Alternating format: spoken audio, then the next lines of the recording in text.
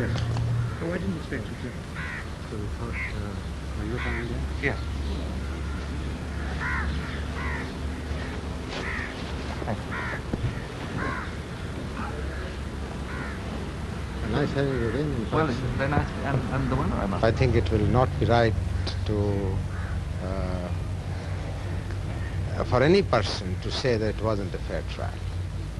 I would say it was as fair, in fact, more than a fair trial that any trial could be. I think the question on everyone's minds is, will Mr. Bhutto be hanged? All I will stress on this, that justice must be done. And nobody is above the law according to my conviction, whether it is Mr. A, Mr. B, or General Ziaul Haq himself. And justice must be done.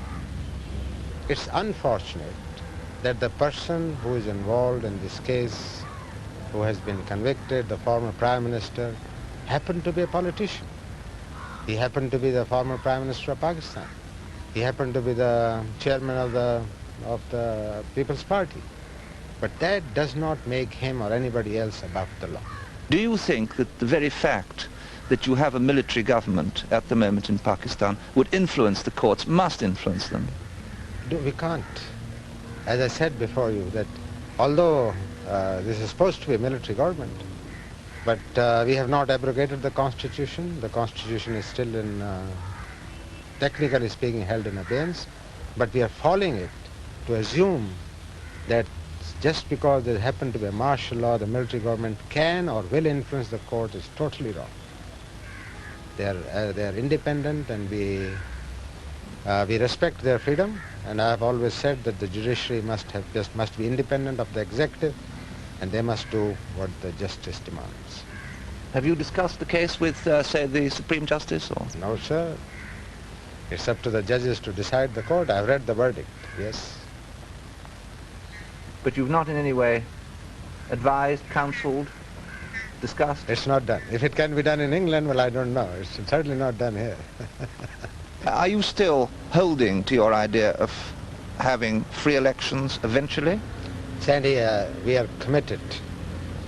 We are totally committed to revive the democratic procedures in this country. And the first basic step is the elections. And it is my effort, my government's effort, my colleagues' efforts, and except for an odd party, totally we are all endeavoring to create an atmosphere where we could hold free and fair elections. Because the democratic process must have its evolution. Would it be a long way away? Oh, no. We don't intend to stay for years. Months rather than years? Yes, it certainly is months. And all I'm looking for is an environment in which to hold elections, and more than that, to see that the results of the elections are positive. Because elections for the sake of elections is not the answer. Elections must bring out a positive result in the form of a somewhat stable political government.